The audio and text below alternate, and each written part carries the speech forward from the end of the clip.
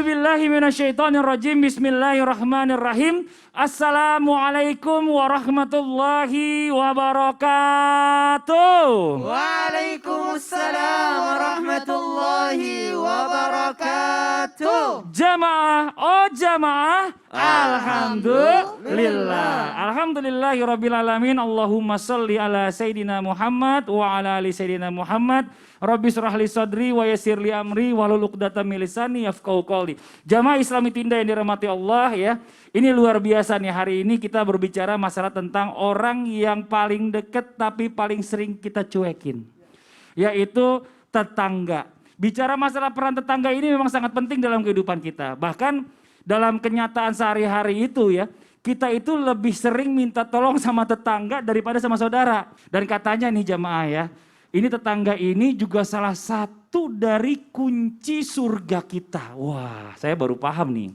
Jujur aja mungkin banyak orang yang nggak terlalu berpikir ke sana ya. Jadi kalau misalnya tetangganya julid gimana? Nah, kita nggak tahu juga deh tuh, nanti kita bahas ya. Dan hari ini kita akan bahas sama-sama. Temanya adalah tetangga kunci surgamu. Alhamdulillah. Nah sekarang kita coba bahas satu persatu nih. Yang pertama dari guru kita Ustadz Maulana. Yang paling senior. Maksudnya paling tua senior umurnya. bertetangga. Sebenarnya Ustadz Maulana siapa aja sih yang digolongkan sebagai tetangga? Terus bagaimana caranya menghitung batasan tetangga nih? Yang menjadi tetangga itu sebenarnya sampai batas mana gitu? Apa sampai terus komplek tetangga atau komplek berikut?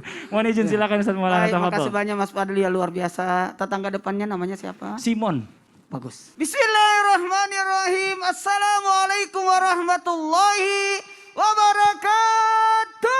Waalaikumsalam warahmatullahi wabarakatuh. Jamaah. Iya. Oh jamaah. Iya. Alhamdulillah. Alhamdulillahirabbil alamin. Allahumma shalli ala sayyidina Muhammad wa ala sayyidina Muhammad. Hari ini hari Jumat yang luar biasa, Jumat berkah. Mudah-mudahan atas apa yang kita lakukan mendapatkan begitu banyak kebaikan.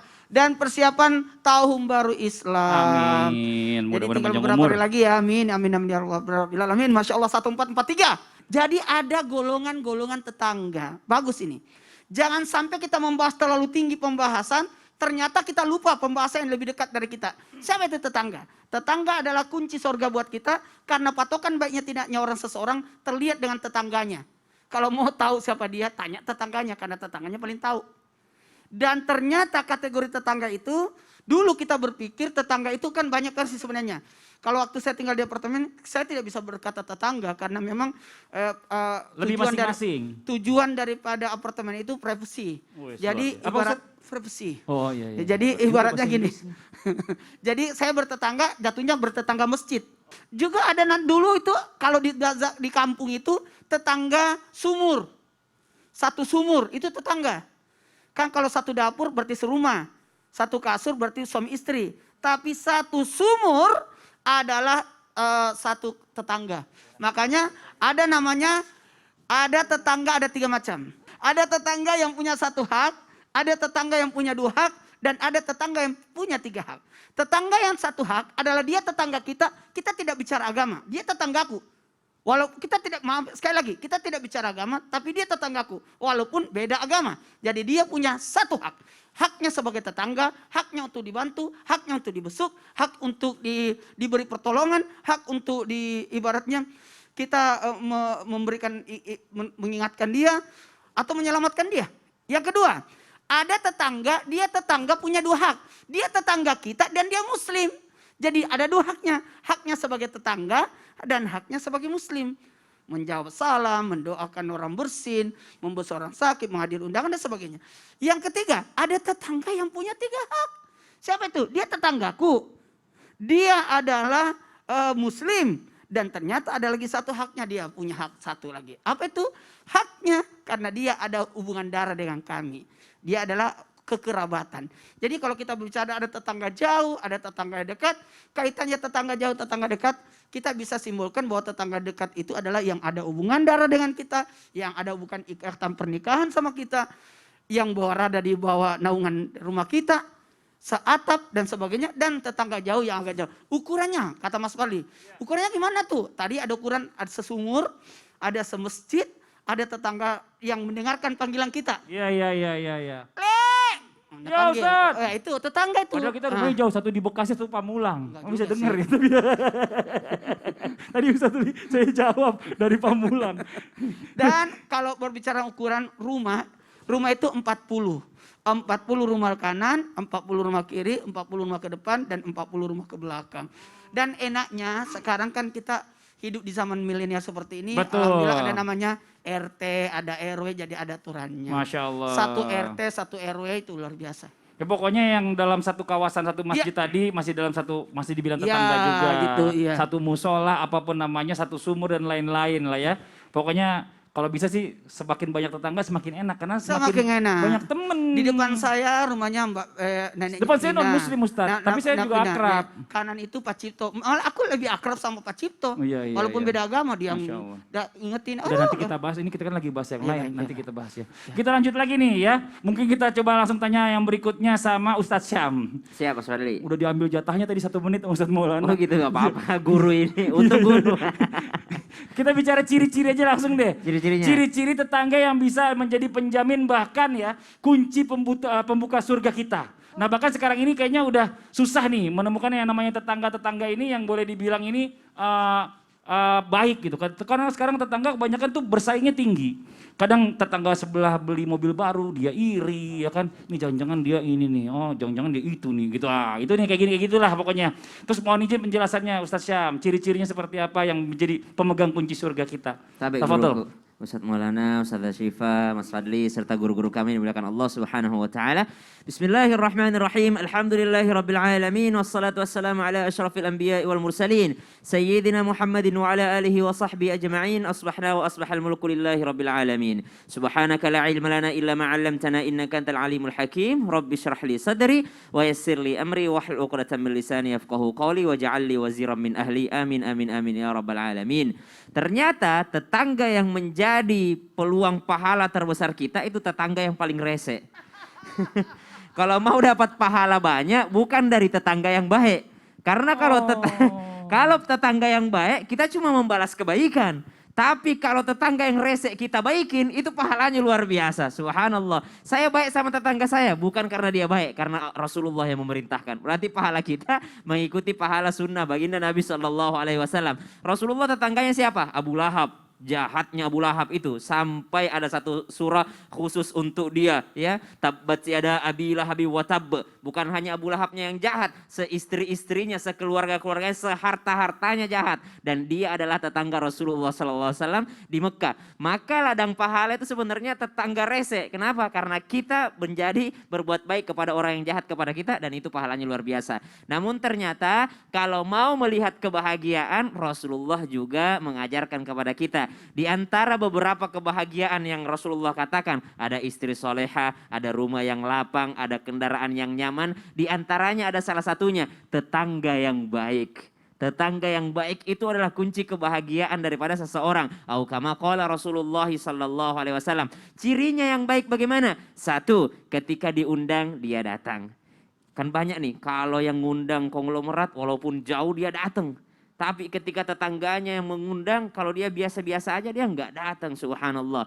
Yang kedua, kata baginda Nabi SAW, bagaimana menjadi tetangga yang baik? Ini kita aja yang menjadi tetangga yang baik. Bagaimana menjadi tetangga yang baik? Maka ketika engkau memasak, kata Rasulullah SAW, wahai Abu Dzar, ketika engkau memasak dan kira-kira masakanmu itu tercium oleh tetanggamu, maka engkau jangan biarkan mereka tidak mendapatkan bagian darinya. Maka perbanyak kuahnya lalu bagikan ke sana. Tapi yang dibagikan jangan kuahnya doang. Ya, mentang-mentang Rasulullah suruh perbanyak kuahnya, lalu diberikan kuahnya saja. Maka berbagi daripada makanan kepada tetangga. Yang ketiga, ciri tetangga yang baik adalah membesuk ketika sakit. Namun keadaan pandemi seperti ini, jangan kita paksakan untuk mengamalkan sunnah Rasulullah SAW yang satu ini. Rasulullah memberikan sunnah yang sangat banyak. Mungkin ketika kita tidak mampu membesuk dengan fisik kita, tapi kita membesuk dengan support support kita. Mungkin misalnya ada teman-teman kita yang sedang terkena terkena pandemi atau terkena penyakit atau terkena virus, maka kita support dengan doa. Maka itu adalah kiriman yang terbaik. Kalaupun bisa kirim makanan, silahkan kirim makanan. Kalaupun bisa membesuk dengan cara video call, silahkan membesuk dengan cara video call. Karena kita terbatas juga untuk yang namanya mobilitasnya. Maka subhanallah, ciri tetangga yang baik udah tadi, membesuk ketika sakit, kemudian memberikan makanan, kemudian Rasulullah SAW menjaga yang namanya lisan kita daripada perbuatan yang jahat terhadap tetangga kita. Itu juga termasuk daripada sunnah Rasulullah SAW. Iri itu biasa. Ya, iri itu biasa. Namun yang salah adalah ketika diungkapkan dengan kata-kata, lalu kita memfitnah, lalu kita menjatuhkan tetangga kita. Wallahu ta'ala alam. Iya, Masya Allah. Jadi memang nggak gampang juga ya, tapi ada Iya. ciri-cirinya jelas kelihatan. Harusnya gitu loh. kita yang menjadi pembuka pintu surga Masya gitu. Allah. Kita yang sebagai tetangga yang baik. Bener. Nah sekarang nih ya, kita mau ajak dulu nih warga sebelum kita lanjutkan lagi ya. Jamaah yang ada di rumah, ada warga yang nggak berani bawa jenazah tetangganya nih. Kita nggak tahu nih alasannya apa, kita lihat sama-sama aja nih tayangannya. Keluarga pasien yang meninggal dengan hasil swab PCR positif COVID-19 mengamuk di depan kamar mayat Rumah Sakit Dr. Muhammad Saleh, Kota Probolinggo pada Selasa siang. Mereka beranggapan jika ayahnya meninggal karena penyakit dideritanya.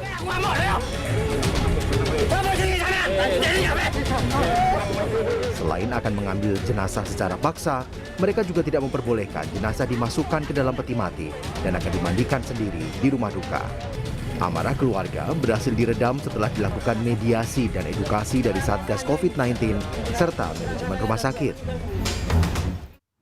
Ya zaman sekarang ini ya keterbukaan itu sangat perlu banget. Apalagi sama tetangga kita juga. Ini bicara masalah kadang-kadang orang yang meninggal ini masih tanda kutip. Orang itu nggak berani datang itu karena nggak ada keterbukaan penyakitnya apa penyebab kematiannya. Apalagi zaman sekarang ini lagi banyak yang namanya orang meninggal karena COVID ya Ustazah ya. Dan ini kalau seandainya kita datang juga mudarat buat kita gitu loh. Tapi kalau seandainya dia sakitnya yang lain insya Allah kita pasti datang gitu ya kan. Nah kekhawatiran itu yang kadang-kadang muncul yang bikin tetangga itu nggak bisa datang. Nah tapi ini terlepas dari itu semua bagaimana nih kalau seandainya nih ya Ustazah ya. Ada tetangga yang meninggal bukannya datangi atau mungkin berziarah atau mungkin ikut ya. Malah dia menjauhi. Nggak mau menolong sama sekali. Yang saya dengar itu kan datang ke tempat orang yang meninggal terus menyolati itu kan pahalanya Masya Allah luar biasa. Dan apakah pahalanya sama akan setara dengan masuk surga nih buat orang-orang yang tetangganya meninggal dia ikut bantu dan juga menyolati bahkan sampai menguburkan. Mohon izin penjelasannya, tafadhol. Ya, izin para guru saya, ada Ustadz Syam, Ustadz Maulana dan para guru yang ada di rumah. Bismillahirrahmanirrahim. Assalamualaikum warahmatullahi ta'ala wabarakatuh. Waalaikumsalam warahmatullahi wabarakatuh. Alhamdulillah, hamdan wa syukron lillah, salatan wa salaman daimaini mutalazimaini ila yaumi liqa'ih. Rabbi israh li sadri wa yassir li amri wa hlul uqdatam min lisani yafqahu qawli amma ba'd. Para jamaah yang ada di rumah, semoga yang sedang sakit Allah sehatkan. Yang baru ditinggal keluarganya karena pandemi, mudah-mudahan diberi kesabaran, dan yang sehat mudah-mudahan semakin sehat dan dijauhkan dari pandemi COVID-19. Banyak sekali tetangga di masa COVID ini yang acuh terhadap tetangganya. Padahal ada salah satu pesan Rasulullah yang beliau katakan begini, "Ma yazalu Jibrilu yusini bil jarri hatta dhonantu annahu sayuwarithuhu." Kata Rasulullah, tak henti-hentinya Jibril itu mengingatkan kepadaku agar berbuat baik kepada tetangga. Sampai-sampai aku berpikir hatta dzanantu annahu sayuwarithuhu. Kalau tetangga itu bisa mewariskan harta kita. Saking kata Rasulullah aku disuruh berbuat baik kepada tetangga. Kenapa? Tetangga adalah orang yang bersama dengan kita 24 jam selain keluarga kita. Kita keluar rumah pagi dia ngelihat. Kita sakit dia tahu. Kita wafat dia juga yang ngurusin. Jadi orang yang paling tahu keadaan kita setelah keluarga kita itu adalah tetangga. Oleh karenanya jangan sampai kita berbuat jahat kepada tetangga. Ada tetangga kena COVID, kita cemooh, kita kata-katain. Padahal harusnya disupport, tadi Ustadz Syam sudah memberitahu ya. Bisa dengan cara video call, bisa kita memberi makanan. Belum lama di kompleks saya ada tetangga yang satu keluarga kena COVID. Dia bilang, dia WhatsApp di grup komplek, dia bilang, mohon bantuannya Bapak Ibu semua, saya sudah kehabisan makanan. Kalau ada yang kelebihan mungkin boleh kirim ke rumah saya minta tolong sekali. Ya karena kita bertetangga, kita bersaudara, bukan hanya bersaudara sesama muslim saja, tapi memang rumah kita berdekatan, maka di situ kewajiban kita untuk memberi. Bukan hanya makanan, tapi segala sesuatu yang dia butuhkan. Pernah ada sahabat yang bertanya kepada Rasulullah, "Wahai Rasulullah, apa kira-kira hak seorang tetangga itu?" Kata Rasulullah, "Atadruna ma haqqul jar?" Kamu tahu nggak hak tetangga itu apa? Pertama, inista'anaka a'antahu. Kalau dia minta tolong, kamu tolongin. Selama kamu bisa nolongin. Bagaimana kalau minta tolongnya main-main ikoi-ikoyan sekarang nih? Lagi rame ya. Ada yang nge-DM, "Ustadz Syam, saya minta duit 100 juta dong buat modal," katanya. Nah ini namanya mengemis. Bukan seru-seruan seperti ini. Tapi minta tolong yang benar-benar dibutuhkan, sesama tetangga a'antahu kita tolong. Wa in maridu uttahu. Kalau tetangga kita sakit jenguk dengan makanan, dengan hal lainnya, dengan sisi positif yang kira-kira bisa membangkitkan imunnya, itu bisa kita lakukan. Wa in mata syahidta janazatahu, kata Rasulullah. Dan kalau tetangga kamu wafat, syahidta janazatahu, di sini kamu wajib untuk melaksanakan hak sebagai seorang muslim. Apa itu menyolatkannya, memandikannya? Kalau tetangga saya kena COVID bagaimana? Ya sudah, kita solatkan saja, kita doakan, kita solat gaib, kita datang ziarah ke tempatnya. Kalau situasinya sudah aman terkendali. Jadi banyak sekiranya cara-cara yang bisa dilakukan ketika tetangga kita terkena penyakit maupun virus COVID-19 yang sedang melanda ini. Mudah-mudahan Allah beri kita tetangga yang baik dunia wal akhirat. Amin. Ya jadi banyak macam cara juga ya. Mungkin bukan berarti karena ada COVID ini kita nggak bisa melakukan sesuatu untuk tetangga kita. Nah sekarang ada pertanyaan nih Ustazah Syifa nih ya. Ada yang namanya orang ini, tetangga ini kan nggak selalu semuanya akur. Ada aja yang gara-gara hal kecil jadi cekcok. Contoh seandainya. Ada dia punya binatang peliharaan. Terus tiba-tiba mau maaf gitu buang air di tempatnya dia. Gara-gara ini sempat sampai ada yang main menghabisi nyawa tetangganya. Nah nih apa yang harus kita lakukan nih untuk mencegah hal-hal tersebut nih? Ada penjelasannya nggak nih sekarang nih? Ada panjang sekali penjelasannya panjang Mas sekali ya? Fadli. Tapi nanti deh setelah ini ya.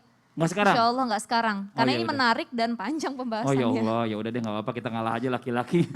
Ya udah, yang di rumah jangan kemana-mana nih ya. Setelah yang satu ini yang di rumah jangan beda channel, tetap di Islam itu Indah. Jamaah, oh jamaah. Alhamdulillah.